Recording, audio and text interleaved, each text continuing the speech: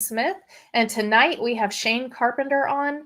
We have had him on the show previously, but not since 2015, and I know he's been up to quite a lot since then. So I'm really excited to jump in and find out what he's been up to, what he's working on now. But before that, if you could please show the Night Callers crew some love, ring the notification bell, and hit subscribe on whatever platform you're using to listen to the show. Don't forget to leave a positive review if you love the show. If you don't, just leave it alone. Just let me know. We have the Night Callers archives going on right now. So we have older shows that we have been putting back into rotation. You guys go listen. Let me know if you love any of those guests enough to have them back on. All right. I'm not going to take too much of your time. We are going to go ahead and get Shane Carpenter back on. Hi, Shane. How are you doing tonight? I'm doing great. How are you? Fabulous. Fabulous. This cold front that came through is life right now. I walked the kids to the bus this morning and it was kind of chilly outside. I was like, what is this? It was nice. So I'm enjoying it. I'm sure the Bigfoot are enjoying it too. Right. Yeah. Okay. So we have already got some people going on in the chat. We've got Randy Harrington here supporting his bro. Kansas Squatch. And then Lori Dyerhood, of course, the original Night Caller. Thank you, everybody, for being here and supporting Night Callers and Shane Carpenter and his group as well. All right. So, like I said, we had you on September 17th, 2015. That is back when we were a call-in show. So you would call in, I would run you through a switchboard, and then, like, if you had really crappy signal, it was a really rough interview if that was the case. But we made the best of it. It was a really great interview. So now that we have you back on and we can see your face, I'm going to go ahead and have you kind of restart from the beginning. What got you into this topic? Well, at the age of 10 in 1984, I had a sighting from about 30 foot away on my uncle's property outside of West Plains, Missouri. Just a real random thing. It didn't last very long. It was maybe a 10 to 15 second ordeal, but of course it stuck with me for quite a while and kind of changed some things about myself at that point in my life. At that point I hunted as a kid and was learning to track and doing the country kid thing. We played in the woods, and after that happened, I just didn't care to be in the woods. I had I guess somewhat of a fear of the woods. Mm-hmm. And later on in 2013, so I never had another thing happen after that, and just kind of put that away lock and key at some point in my life. And 2013, me and my wife and kids went out for a hike, and I just, at some point during the hike, we were a couple miles out, and I started just getting some weird vibes, and I tried to kind of tune into it, and I stepped off trail and scanned the woods, and there were 4 heads sticking up from behind a thicket, basically. And I immediately turned my family around. We hiked out. I had to go through the whole ordeal of explaining to my wife what I'd just seen. Mm-hmm. And not only that, but telling her that I'd seen one of these things when I was 10 years old. And, that was the hardest part of all this, was hoping my wife wouldn't think I was crazy, Right. How did she take it? She was actually very supportive. I'd snapped some pictures while I was, back there looking through the woods, and nothing, great and spectacular, but you could see the domes of these heads mm-hmm. sticking up, but regardless, she believed me. And the next day, that was on July 1st, 2013. And the next day I was out there by myself at sunup. I just decided I wanted to know what these things were, where they slept, what they ate, if they ran around in a family. I'm a curious person. I read a lot, and when I'm interested in a subject, I deep dive into it, mm-hmm. pretty much no matter what the subject is. If I'm interested in something, I want to know everything I can about it. So that was kind of the jump off of the cliff, was July 2nd, I guess, 2013. And and I've been hard at it ever since. That's so. I mean, you pretty much knew what they were. Like you. No, I didn't actually. When I had my first sighting as a kid, I had never heard of them. Mm-hmm. So it was, back then at the time, I didn't know what I'd seen. I Okay. just, when I explained it to my dad, um, I just told him that I just came across this thing that looked like a person, but was completely covered in hair and, Mm-hmm. looked like an ape or something. And that was it. Later on in life, I found out about Sasquatch and Bigfoot and, Yeah. seen things on TV and whatnot. But what happened in 2013 just blew me away. It was unexpected. And like I said, from that point forward, I've just been, all up in it. I can't walk away Yeah. from it. I want to know more. And as we learn things, it's just not enough. It's just going to be a continued thing until I die, I think, at this point. Yeah. I mean, even if we come to a they're verified type of thing, like the government comes out and they're like, oh yeah, they're real here, like they did with the aliens. Even then, there's still so much that we don't know. So it is kind of like a never-ending life quest for all of us who are passionate about it, because it doesn't stop with found. It doesn't stop with proof or verified. Like we still have to find out, like you said, what do they eat? What kind of family units do they have? And there's always, even if it's verified and found, like it's not going to stop there. Oh, So absolutely. I agree. They could come out tomorrow and tell the world these things are real. And the day after that, I'll still be getting my hiking boots on and yeah. going to see what I can see, Yeah, definitely. So where did you go after that? Like I know that you said, you wanted to know all about them. How did you go about finding out more information about them? Well, I just, I went out back I went back to the same Scary. location and, sorry, that was my No, it's dog. okay. I thought it was my dog, and I was like, what? He's not even in here. How'd he bark? It threw Right. me. It's all good. Um, All my people love so, dogs. right. Good people have dogs. Yes. Yeah, absolutely. So basically, I went right back out to the same location where I'd seen them off trail, and that's where I went into the woods at. And I just, you know, took off hiking and looking and, scanning, looking for anything and everything I could. Um, I eventually, over a long-term period in that location for about 2 to 3 years, um, I investigated and researched and I was having visuals. I had a couple of juveniles that were toying with me pretty consistently, and I set up a bait station and I set up a hike, off trail hike, and I got to where every time I would go out there, I would do the same things. I would do my hike, I would set the bait station.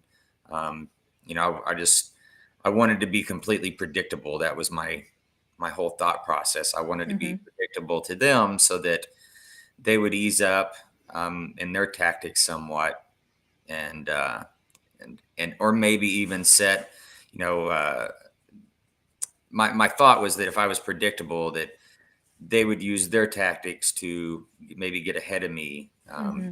And hiking the same route every single time Right. allowed me to notice the differences Hmm.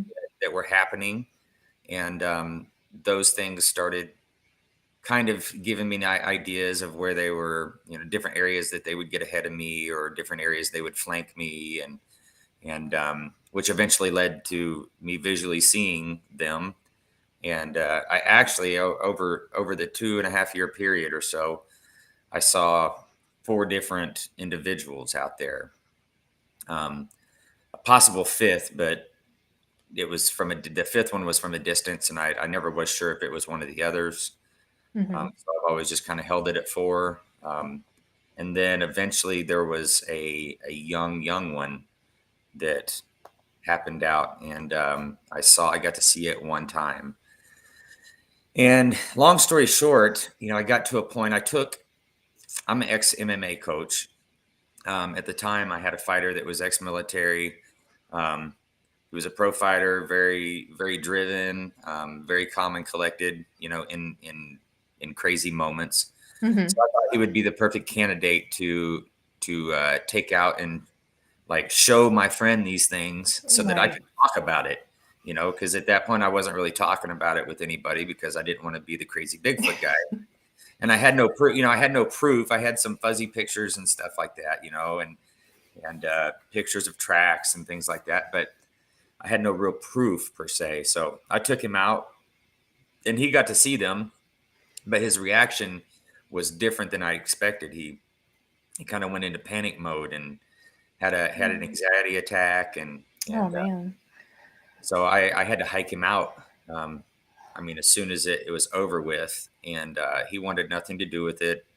Didn't want to talk about it for a while after that. And I mean, he trained with me 5 nights a week, sometimes 6. Yeah. And, for a few months at the gym, he just didn't even want to talk with it. It kind of hit him at a point where it made him question a lot. Yeah.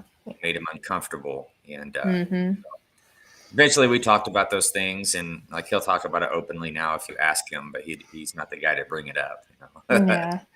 Yeah, I'm But sure that rocked his world. I mean, most people, that's not supposed to exist, and right. something that big isn't, in general, like it's just not supposed to be on this earth. And so when you have that experience, it can really mess up your whole mindset. That hmm it's I was so otherworldly. I was so driven to be able to express, what was happening to me to somebody, that day we actually chased, what was the young female at the time, a juvenile, and he got to see her, but from that point forward, everything stopped. It Mm, just me giving chase like ruined the whole situation. So I'd right. worked for a couple of years really hard trying to, I hate using the word habituate, but that's basically what I was trying to do, through the bait station Yeah. and being out there consistently, and You lost all your progress.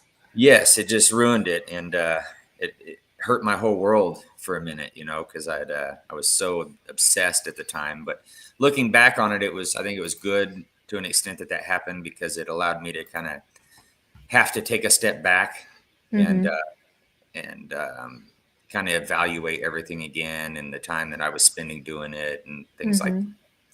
So things kind of went lackluster for a while, and then I got asked to come check out a private property where a lot of weird stuff was happening. And I got called in on that. I accepted it. I went out the next day, and on the first hike on the property, the guy that took me out on the property, it was not the landowner, it was a friend of his. The landowner was kind of, because of the things that was happening, he was a little spooked to go out on his property into Right. these deep areas, these hollers where all this stuff was happening. And so his friend took me out, and his friend had done a little hiking and was seeing, things that he thought was odd, structures and things like that. And he had seen one or had any interaction. And the first day he took me out, we spent about 8 hours hiking the property, and about 5.5, 6 hours into it, I caught one following us, and he got to see it also. Just the head. He got Mm-hmm. to see the head sticking out from behind a big rock outcrop from about probably 50 to 60 yards away. So it wasn't a real detailed visual that we got to see, but like then and there, they're here. Yeah. So that was about 6 years ago almost, and I've been out there ever since. We nicknamed the property the 400, and Mm-hmm. that's where most of myself and Randy Harrington's research happens nowadays. Awesome. So quick question from the chat, before it gets lost and we get off topic. Ken Squatch wants to know, did you wear the same outfit every time you went out to that property that you first mentioned? Not this property, but I did, absolutely. That was part of my mental tactic was, being predictable and wearing the same clothes every single time. So, after several times, they should, be recognizing me. yeah. Okay. And then I had a question. So, you had said that, wanted to reach out basically to another human and kind of share what was going on the first situation that you had. So did you reach out to any groups or any Bigfoot forums, chat rooms, anything like that? Because that's how things rolled back in the day. Right, right. So yeah, I wasn't even on Facebook at the time, and it was my wife who recommended that I check out Facebook. She had, been on Facebook a little bit, and I was telling her one night, man, I wish there was like some groups that I knew about where I could, go online and discuss these things, or, like surely other people are having these experiences. Like, where am I going to find these people? And Mm-hmm. she said, well, you should get on Facebook. They have groups. So there's most likely groups for that kind of stuff. And so that's what I did. I created a Facebook account just for that specifically. And I'm not going to mention the first couple groups that I ended up in, but I don't frequent those groups anymore, and I haven't in a long time. But that was kind of my first online, venture into the subject, and it's been, I try not to get too involved in the online stuff. I try to stay as focused as I can on the research itself. Of course. You get on Facebook and everybody has their theories and opinions, and like people argue over this stuff, yet none of us have even been able to prove these things are real. Right. And they're arguing over all these other theories and all these other Mhm. possibilities. And Right. so me and Randy, our whole idea is just to take a step back and prove these things are real first. Yeah. And anything we can learn along the way, Right. through data and our data only. That's basically kind of how we do things. I try not to bring other people's theories and ideologies and stuff into my research, just so that I can keep it data driven and kind of keeping a clean slate in my mind helps me to like if we find a piece of evidence, I don't want to be thinking about two or three other theories while I'm looking at this evidence. I want to Mhm. look at the evidence for what it is and only look at what that data set tells me and Right. what it tells us specifically, so that's kind of the approach we've taken, and gets me in some arguments sometimes. I don't really argue online or anything, so Right. not that I do that, but you know how Yeah. it is online, man. Like, people just want to argue over all these things, and Yeah. I don't care to do all that. I just want to do my research, and when we start getting good conclusive data, we start talking about it publicly, and that's Mhm. it. Yeah, I've followed you guys for a while and kind of seen your post of when you do go out and you do lives, or even just post of what y'all are doing out there. And there's you everyone has different research methods. So I am not part of any one group. I've tried that before. It didn't absolutely just not never again. So I'm an independent researcher. But I do go with other groups, and while I don't want to be a part of their group necessarily, there are good things from each group that I can respect and appreciate. Some groups are audio gods, like their audio setups are amazing. Other groups, their thermal setups are amazing. But I really, y'all's research methods, I would like for you to talk about your research methods, but I do know that you guys play music, because I saw that on there. And so can you tell me, has that been really successful? The music thing is actually not something we do often. Hmm. I think I know the video that you're talking about. Yeah. I think it was Randy was shirtless, I believe. yeah. He may have been shortlist too. I Yeah. did pick up some good tips from Randy's post during that camp out when he did. So he had the weed pump sprayer, and he put the water from his cooler, the ice water from his cooler, in that pump sprayer and hosed down. And I remember showing my boyfriend Ryan. I was like, "Look at this! That is so smart!" I was like, "On a hot day, that's amazing!" Like I thought that was ingenious, honestly. But anyway, that research method aside, because if you smell like a squatch, maybe it'll attract a squatch. But the Right. music, I have heard of it being successful, and it kind of surprised me that you guys did that. I don't know much about your research methods to even be surprised, but I just want to know if it was. if y'all found some success with that. We haven't, but like I said, we don't really. It's not really something that we try to utilize often. That particular day, we were just kind of in goofy moods, and Mm-hmm. it was super hot, and we may have been a little, dehydrated and loopy. Yeah. But it was just that day we were just in the mood to chill. We had just set up, just got everything set up and whatnot, and it was hot, and we were kicking back, and just decided to throw some music on and chill for a bit, Yeah. And, but not one of our normal tactics. We like to. Oh gosh, like I don't even know where to start. There's so many things that we purposely do and don't do. Like we don't do knocks and whoops, things like that. Did it have bacon grease mixed in? They probably would have been more successful if it had. Right. With some kind of wildlife. I am known for you typically having bacon at camp, so the smell of bacon is a great thing for everybody. For any method. Right. So I know a lot of people, focus more on night ops than day excursions, or just what is y'all's MO whenever y'all go out? So we do both. I'm a night owl. I only sleep like 4 hours a night, so usually like I'm the last one asleep and the first one up. That's very common. So me and Randy, we have different skill sets, and so mine's more into the tracking and finding physical evidence. So during the day, that's what I'll do. I'll get up. Like if we had activity the night before, as soon as I get up, I'll work my way outside of camp slowly and work a perimeter out and see if there's anything that I can find, or I'll go to where the things were happening, and look for physical evidence.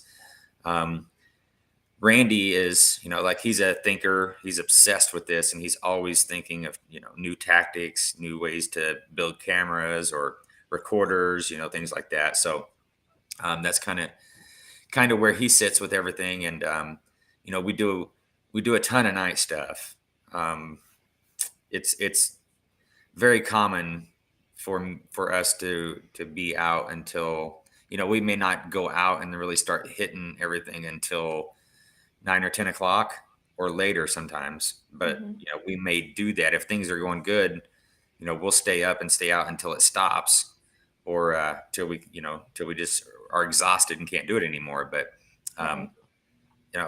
it's very common for me to be going to sleep, but just before the sun's coming up.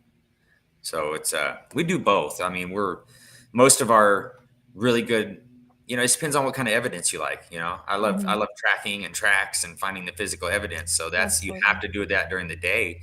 But the nighttime experiences are awesome and exciting too. We have some really nice handheld thermals. We have an Evo 2 thermal drone that Randy picked up last year, and so that's our the main thing that we do at night is at this location, we don't have to get too far from camp typically to have things happen. And usually at this point, just because we've been there for so long, when things are going really good, we don't even have to leave camp. Like they'll come in around camp at night, and we've recorded them in our camp at night while we're gone, going through things on our tables, not disturbing anything. Like you come back, it's kind of an odd thing. Every time this happens, we come back and there'll be one thing out of place, and that's it. And on the audio, you can hear them going through everything on the table, but there's only one thing out of place. And luckily, Randy's OCD, so if something's out of place, he notices it, even if it's a damn toothpick. He'll notice hey, that toothpick wasn't there, and then the light bulbs go off, and we're checking our audio, and so it's I've had I was laying in the tent with my kiddos. This was at Falk. And I had something knock a box of Cheez-Its over. And I'll never forget, I thought it was a raccoon or something, but it was weird because it was up on the table, kind of set back on the table. And I reached over and I popped the tent and I was like, go on. And I didn't hear anything run off. And I was like, huh, that's weird. And so a little bit later, I finally got the courage, because I'm not the bravest person sometimes. But I finally got the courage to peek my head out there, and the box was sitting upright, and it looked like it had never been moved. But I heard it fall over, because it's very distinctive when but it was crazy. It was sitting exactly where it was, and it was just almost like it had reached around the edge of the tent, knocked it over, and then kind of set it back up, and was like, "Ooh, ooh," So I Right. don't know, but Right. yeah, nothing had been moved, but I heard it fall over. Yeah. Yeah. It's some of the things they do. It really shows their intelligence. Mm-hmm. Like we've had items taken from camp.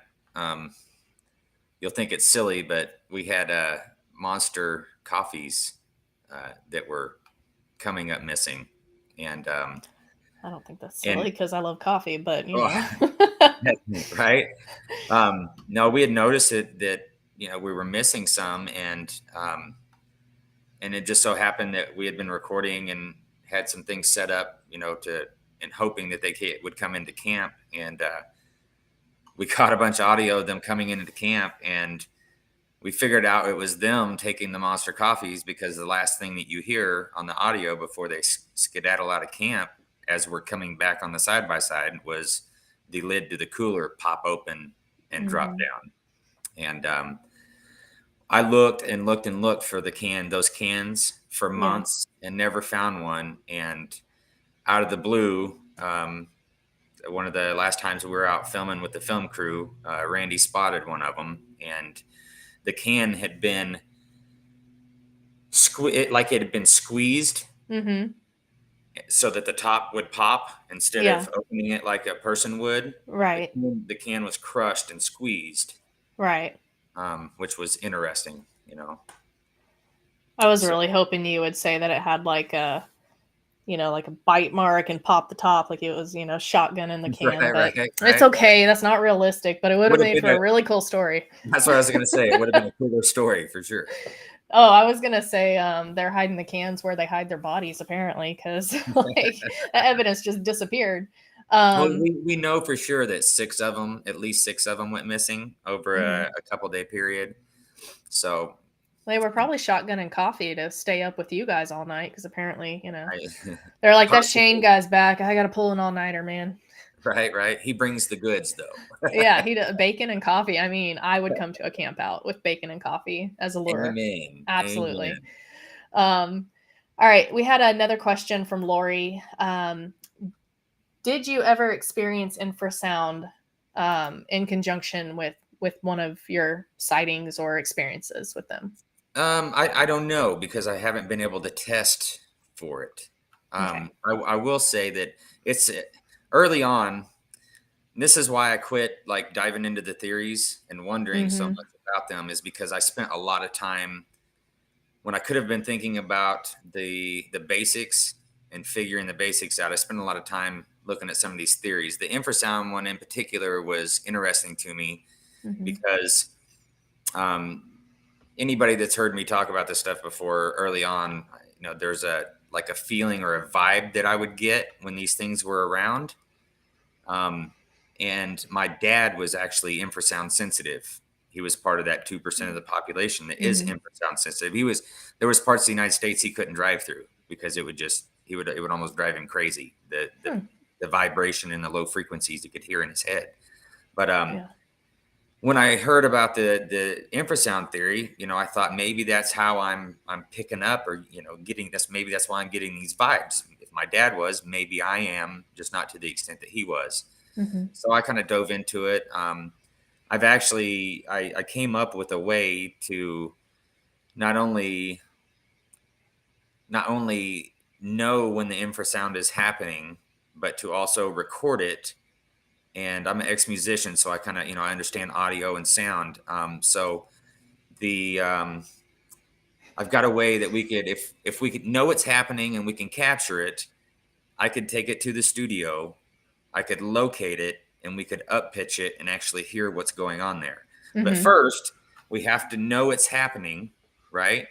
So we Right. know where to go on the audio without having to run the audio through these scanners. Basically in the studio, you're recording all these tracks, different tracks and layers of the music, and you're putting them all together. So there's a processor that all these tracks run through one at a time, and that processor locates the infrasound, and below a certain level, it cuts it out completely.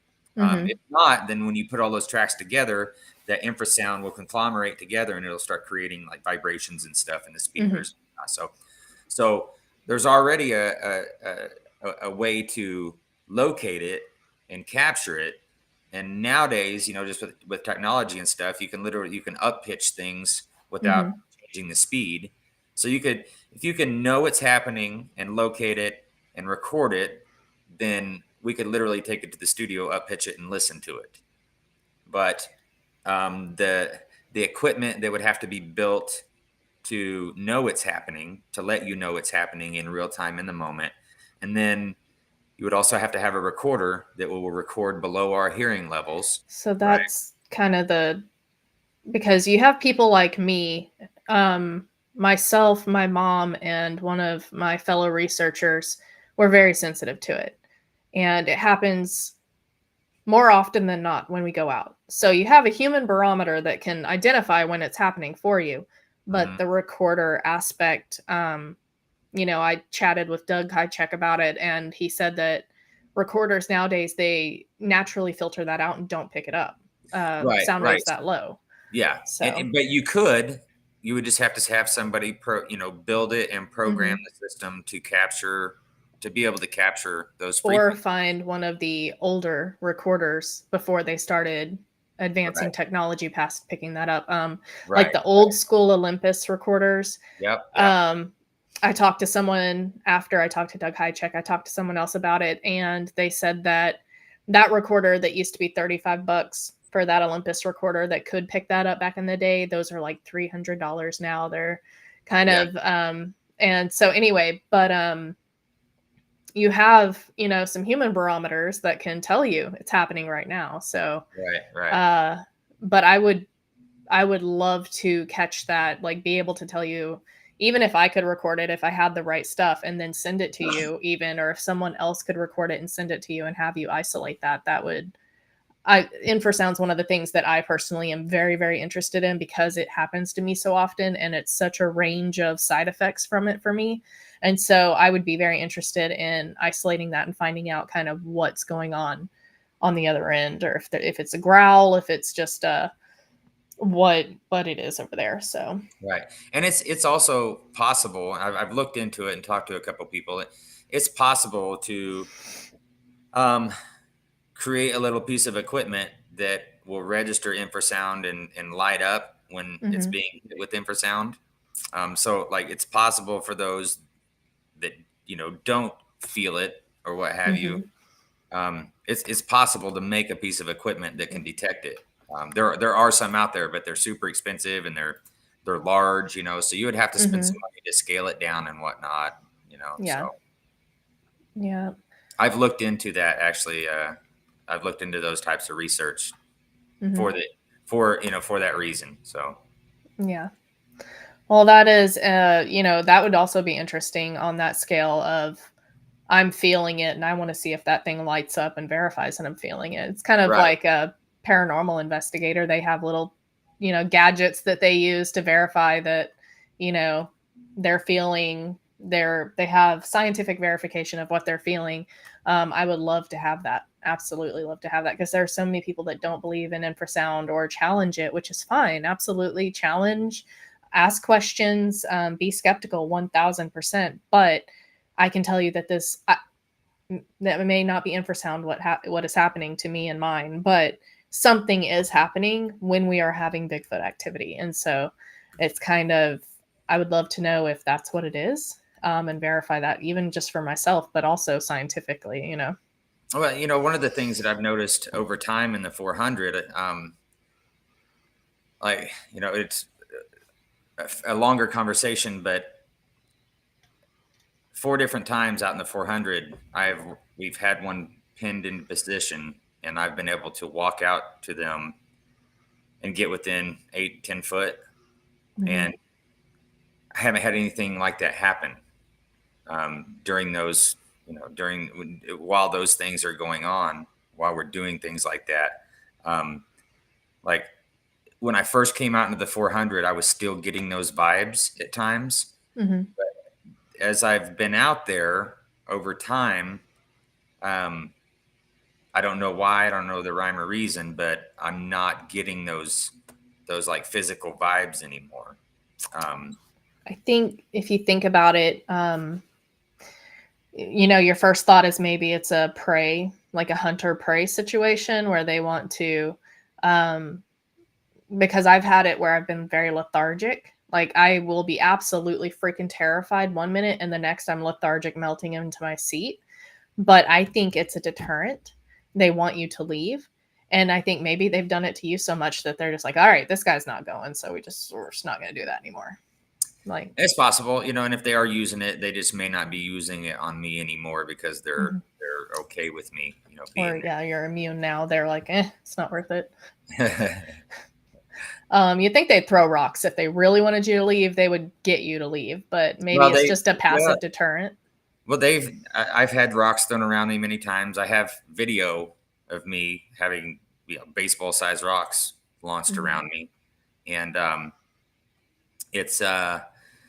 we've had rocks thrown into camp all night long. We've had the rock thing happen many, many times, but we don't look at like the rock throwing, for instance. We don't look at that as I never felt like when they were doing that, like they were trying to scare me away. I always felt like they were wanting to see my reaction because I kind of base everything on being predictable for these things. And so if they're throwing rocks around me or anybody and you freak out, most people it's going to cause some alarm and some fear because there shouldn't be anything in the woods that's throwing rocks. Right. So there's some natural fear that's going to happen. And I just haven't had that fear since I started this in 2013 because I was so determined to find out and figure out what these things are. So we kind of look at the rock throwing as a way that they have to get a judge on our character, if that makes sense. Right. They throw rocks around you and you freak out and you yell into the woods, pull a gun. They're not going to ever interact with you, So it's important. Like it's one of the things for us, it's important, when things like that are happening, we don't react with fear. We don't react with, any tension whatsoever. We're always calm and collected and chill, and no matter what they're doing, our mindset is we're enjoying it. Yeah. So we with our experiences and the data that we've had in the 400, it seems like a lot of things that they do are to get a judge on your character. Yeah. Yeah, I believe so too. Even the passive deterrent of infrasound, it's, are you going to freak out and run? Are you going to just hang out? That kind of thing. Yeah. Flat Rock would like to know, how many groups or clans do you believe you are seeing in your research area? In the 400, we're pretty, just according to our data and the tracks and the track sets that we've gotten over the 6 years. There's one family group. There's a large male and large female. We've watched their tracks grow over the years. There was originally 2 juveniles, and a year and a half into it, we maybe a little longer than that. 6-inch tracks showed up, 5.5 to 6-inch tracks. Last year, we quit finding the tracks of the juveniles, and like it's almost as if they've left the property.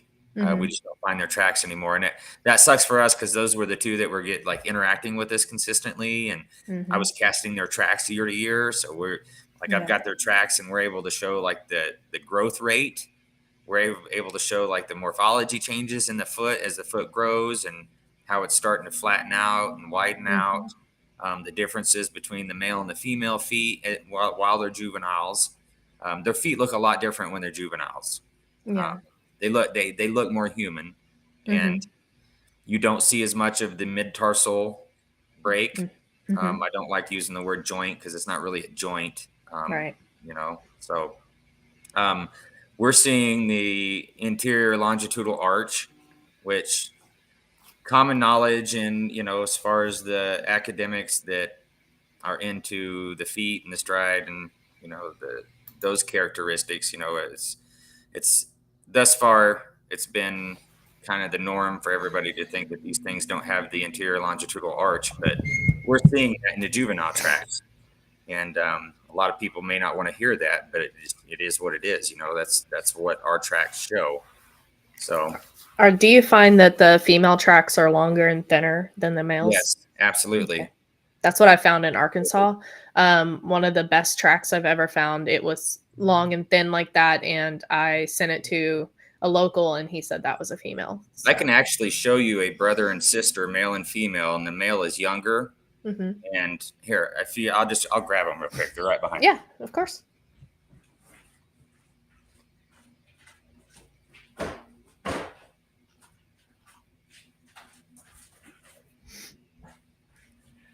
So these are the set of tracks that we were casting consistently. So this one here, you see that, you can see how skinny and long that heel is. Okay, Yeah. so this was a female juvenile, and this is her younger brother. And you can see like how meaty that track is compared to that one. That's about what I saw. Well, I mean, it was a lot bigger, but yes, it was so skinny it almost looked alien. Yeah. It was very odd. But it was so thin like that, yes. Yeah, but if you look, the width across the ball is wider on this track than this track, even though you can see, it's a bigger track, a longer track, right? Yeah. So we're seeing those pretty consistently. I've been able to find juvenile tracks in 3 different locations, and every single time I'm finding these juvenile tracks, I'm finding them with adult tracks, and you can see the differences in the feet every single time. Just going off of that, the skinniness and the girth of the young males, I see it consistently. So that's amazing. That's amazing that you guys can have had the opportunity to track the family unit for that long. Some of it, as far as the tracks goes, like we have an area on this creek that runs through the property, and there's a mud flat area, and during the hot part of the summer, when the water drops, they go out in these mud flats and they collect mussels. So every summer, it's just timing for me. I have to be out there when I know the water is down, and all I have to do, like, it's not hard. I'm just lucky, I guess, But we know where to look. Yeah, we go out to these mud flats, and we have pristine tracks. Like, those tracks are several years old. I've got tracks now that are just, immaculate. You see so much detail in them. You can see the toenails on some of them. I have a couple tracks that have hair sticking out of them. I've got the last trackway that we casted out of had over 100 tracks in it. I was up in another area several months ago that I got called into, and there were over 300 tracks of 3 different individuals in a mud flat. That's insane. Yeah. I've been real lucky. I've been real lucky. Part of casting tracks is you have to have a good substrate, and that's far and few between. You have to find their tracks in these places where they're going to leave good tracks to be able to cast them. And we've just been lucky enough to have one of those like primo spots in the 400 where that happens consistently every single year. Right.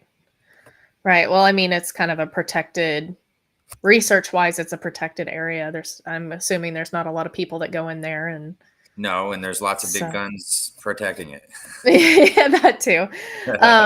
Thank you for sharing those tracks. I feel a little bit validated about my track. Not that I didn't believe my local researcher that that verified, but it's nice to have that verified from yet another source. That's what we're in it for, right? So if you look at this, right?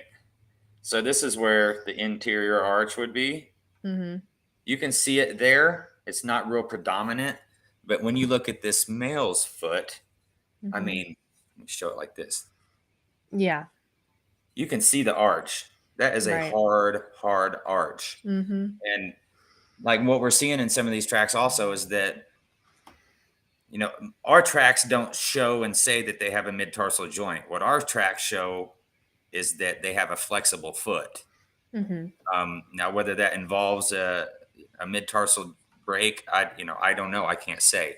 But like the pushback that you hear about, I've got like 50 tracks sitting over here out right now, that I'm constantly studying them for new details and stuff. But some of that pushback will come from all the way from the ball of the foot. Sometimes it'll show, further back in the casting.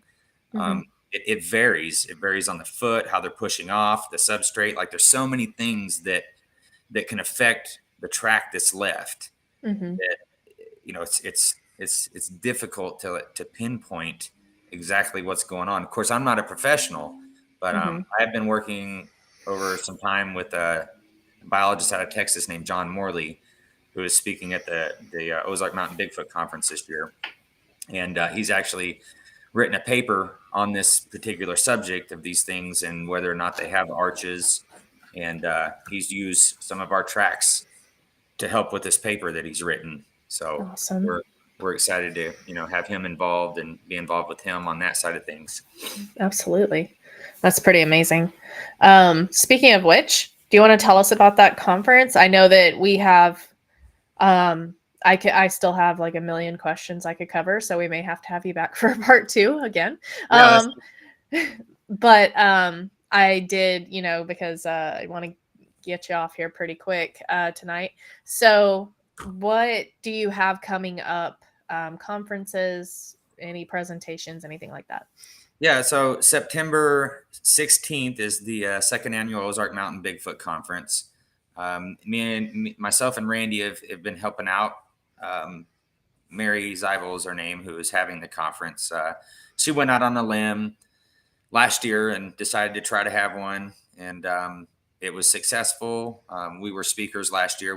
Me and Randy are also speaking again this year, along with John Morley, a biologist from Texas. He's actually going to be speaking twice. He's going to be giving a presentation on the feet, and he's going to do another presentation on the speech because he has audio of these things. Awesome. Chitter chattering or talking or however you want to say it. And That's then amazing. We also have Daniel Perez, who is well known from the Bigfoot Times. We have him coming in as a speaker also. It's just a one-day conference, but this conference is a little different than what I think most people do. So 4 days prior to the conference, we have a small group of people who are coming in with me and Randy to not the 400. It's another private property location that we research and we've gotten lots of evidence from. We spend most of our time in the 400. So this is like our backup. So there's a small group of people that get to come out, research with us, camp out with us for a couple of days. And then the third and fourth day, there will be another group of people that will show up and join in the fun. And then on day 4, the conference happens. So we all come out of the woods, we go to the conference, and then we all go back to the woods and spend the night again. And then we leave the following day. So it's going to be a lot of fun. We're going to be really focused on the research versus, hanging out and the get together. Like we put this together to get other people involved so they can see how we research and maybe we can learn some things from them, just it'd be a good mash of ideas and whatnot. And we get a lot of good stuff on the property. So, hopefully we'll get lucky and that kind of stuff. We got a lot of great sponsors this year, like showmebigfoot.com and Sasquatch Coffee and Bigfoot Sock Company and like Wendigo Tea Company and Sasquatch Barbecue Sauce and BigfootProducts.com. And like all these people, I reached out to all these different companies and like all of them had just said yes and gotten involved. Awesome. So it's just like the more we try to involve with people, the more people are getting involved and helping out. So it's going to be an awesome time this year. We're really excited about it and helping Mary grow it and move forward and try to make it a mainstay. I believe I can't say this for sure, but I think Mary's conference is the first like Bigfoot conference that has been held in Missouri. I could be wrong on that, but if that is the case, we got to keep it going. We got to keep it around. Yeah. And it's awesome that it's down here in my neck of the woods too. I mean, it's 20 minutes from my house.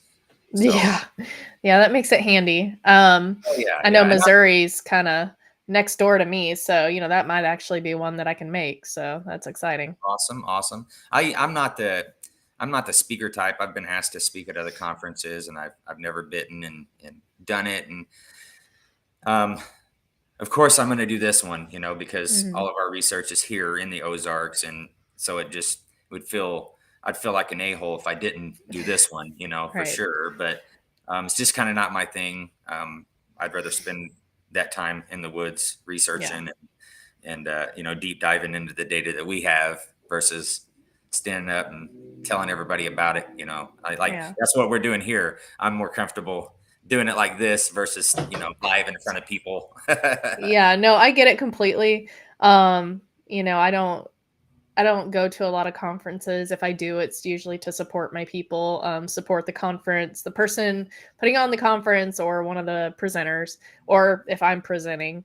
But yeah, I just I go a lot for the camp out that Yeah, goes with the conference. right, right. Usually get to research a different area, and that's always fun. So that's the Ozark Mountain Bigfoot Conference, and it's September 16th is the date of the actual conference, and then the 4 days prior is the camp out. So Yeah, I'm assuming they have a Facebook page and everything. They could probably find that yep. on your Facebook page, and then you are also part of a group.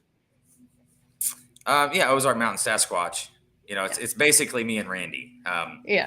When I started it, there was a couple other people involved. Over time, I've had to weed through people. Hmm.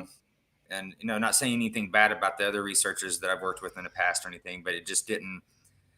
Yeah. What they had and what I had just didn't mesh well together. And me and Randy are like polar opposites when it comes to our strengths. So it just works. We work well together. We kind of have the same attitude and whatnot. So Yeah.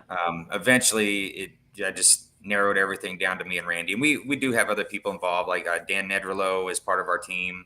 I love Um, Dan. Gary He's a good Schutte. guy. Yeah, yeah, yeah. He's a great guy. Yeah. Gary Schutte is a part of our team. Hmm. He's not able to get into the like physical part of the research a lot, but he does a lot. He Hmm. does a lot of our online stuff, and he's a website builder, and we have a website Awesome. that's not quite done yet. It's up, but we haven't like started directing people to it yet because there's still a lot of data and content we want to put on it. Yeah. So that's Well, it. It's basically the four of us, and yeah. we have some random people that are kind of on the outside of our tight knit little 4-person group, and that we involve at times. Um, but Dan has done field research with us. He's been out in the 400 several times. He's seen them on thermal, watched them on thermal with us. He's watched me walk out to one. Actually, you should ask Dan about the story sometime. But the first time we brought him in, he showed up at 2:30, or I had him into camp at 2:30 a.m. And at 3:30 a.m. we had a juvenile pinned down 100 yards from us, or 100 feet from us. Hmm. And that was the first time that I attempted to walk out to one of these things and get close and like sit down and see what would happen. And he got to be there to witness that after being on the property for an hour. So Oh my gosh. he was blown away. That's amazing. This seems to be like a common denominator for whatever reason. We have a film crew that is working with us. They've been filming with us for the past year, and the female director producer, which there's no directing going on because they're filming a docu-series about us right now, and Hmm. it's all just 100% real, no BS, no fluff or anything. Her name's Cynthia Hill. She's an Emmy award-winning documentary filmmaker. Her recent Hmm. documentary just came out on HBO, um, Awesome. called The Burden of Proof. Check that out if you haven't seen it. It's a great little 4-part series. Um, Awesome. but anyway, it was the same thing with them. We brought them into the camp last October, the first time they came in. We had everything set up for them. They had been there maybe an hour. Her and the other camera lady decided to go down the trail to find their own spot to, do the dirty. And so they cut between the trail and the creek, which was dried up at the time. And Cynthia just happens to look up towards the creek through the thicket and watches something black run down through the creek. Hmm. And they'd only been there an hour. And she's a skeptic. She came in as a skeptic, which we thought was awesome. Have somebody Yeah.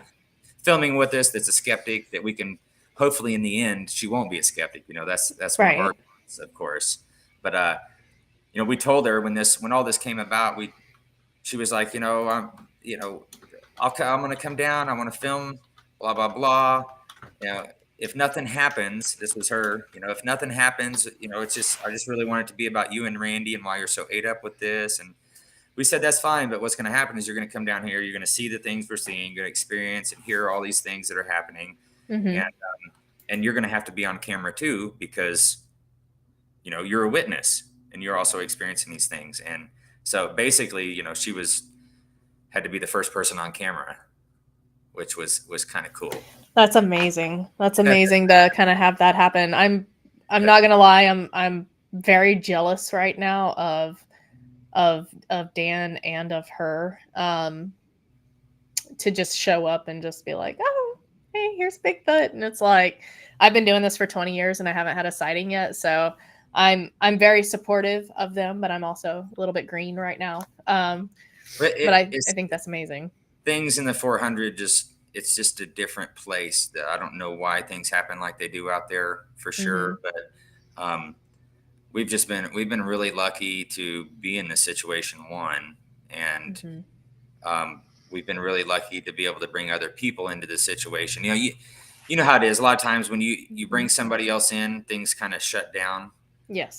And in the 400, it's been the opposite. When I first started like putting a group of guys together from different places and different backgrounds to bring in originally, I assumed everything would shut down, and it didn't. Like the first time I brought them in, everything peaked. And that's amazing. The second time I came in, everything was peaking again, and just kind of blew my mind, But I had been out there working that situation so much. I think that like they were so used to me being out there consistently that when I brought other people in, suddenly, like I think it piqued their interest. Mm-hmm. Versus making them more skittish, I think it piqued their interest a little bit. Right. So just a weird situation. Nothing has happened like you would expect it out there, and that's mm-hmm. the crazy thing about this place. So that's awesome. Sounds like y'all got a little gold mine there that you gotta keep cultivating, just like you did with the other one. We do. Eventually, like we have a long-term goal, and it's a goal that doesn't seem possible, but you have to set your standards high, yeah. But I won't get too much into that, but like eventually we hope to have up close and personal and consistent footage on 6K camera and thermal, mm-hmm. Me sitting within 5 to 8 feet from these things, yeah, and interacting with them.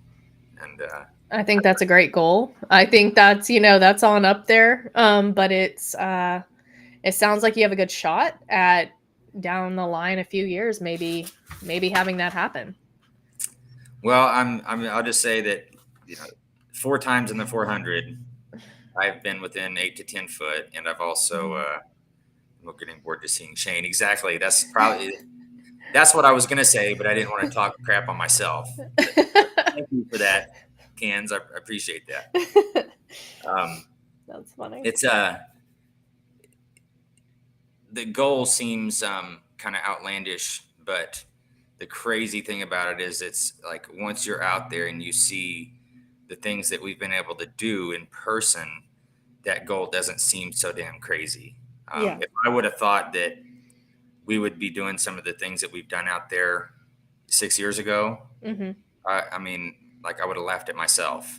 And like I don't even like talking about things unless I have data to prove it. And the fact that I'm even talking about this and thinking that I can pull this off and that me and Randy can do this is mm-hmm. It seems crazy, but that's phenomenal. We've had some things happen out there, and we think that it's a possibility. It's just, it's a long-term thing. I've been out there for 6 years, and I'm willing to be out there another 6 years. Mm-hmm. If it continues, as long as this continues, I'm going to be pushing forward with it. And at some point, either they're going to mess up and, make a big mistake. I call it a mistake. It would be a mistake on their part. Right. It'd be a great thing for us, but at some point they're going to make a bad enough mistake that we're going to get some great stuff, or it's going to happen, within the ways that we're pushing. So yeah, I think you have a pretty good shot, and I think from what I've heard, you guys have a lot going on out there. That's a good sign. I think if it keeps up and doesn't go dead on you, I think you guys have a good shot of getting some pretty good evidence and data. So Yeah, we just set out a new camera actually. So Randy's got he's built these audio recorders. They have a microphone hooked up to them even, and it's all inside of a log. He actually just revamped them, and these logs now are only about this big, and mm-hmm. about 12 inches long. Real bark on them. So like literally we can just drop them and walk away. Yeah. And like we've had these things run by the camera, or I'm sorry, run by the audio recorders at night, not even realizing they're there. Yeah. But Randy just finished up a new camera system, and he went through 3 cameras in the testing phase actually. Oh my gosh. Yeah, I mean he put his time and effort in on this one for sure. But it's a cool little system. It looks like a log. All you can see is this tiny eyelet, and the motion sensors that set it off are actually wireless, and you can hook up to 6 of them up to it, and they will set it. They have to be within about 45 feet of the camera to set them off. So what that does is that allows us to set the camera off trail, and it's just a log sitting there. Even has like limbs and stuff coming out of it with leaves on it, like real. Yeah. We take it out and we take limbs from everything around it and stuff it in it. Yeah. But it enables us to put up to 6 motion sensors out around the area that we want to catch them coming through. And then we can set the camera off trail and get a wider view with it. Right. So we're actually Sunday we went down and set this camera up for the first time where the pawpaw trees are. I don't know if you've heard about the pawpaw trees and the pawpaw seeds and the scat that we get all the time, but there's pawpaw trees out there. They hit them every year, and we know this. We find the seeds in their scat. Actually, we found their seeds. We found these seeds in their scat all the way through December, which is odd. The pawpaws drop in early October, and there should be no more pawpaws. They shouldn't be eating pawpaws in December, yet we're finding the seeds in their scat. So hinting towards food storage. Exactly. Interesting. But so we're using the pawpaw trees as the bait now, and they have been going through that area. I've been tracking them back and forth through that area. I actually got a handprint from we have one that has 6-inch tracks right now out there. We have its tracks, and we recently got a handprint from it right out near these pawpaw trees, and they're moving through this area a lot right now. I think keeping an eye on the pawpaws. So we're ready for them. We went out and set the camera up, and we're going to stay out of the 400 actually for 3 or 4 weeks. Just let that develop and see if the camera can do what it's supposed to do, and we're not necessarily trying to trick them, but we're trying to trick them. Yeah. I mean, lull them into a false sense of security a little bit.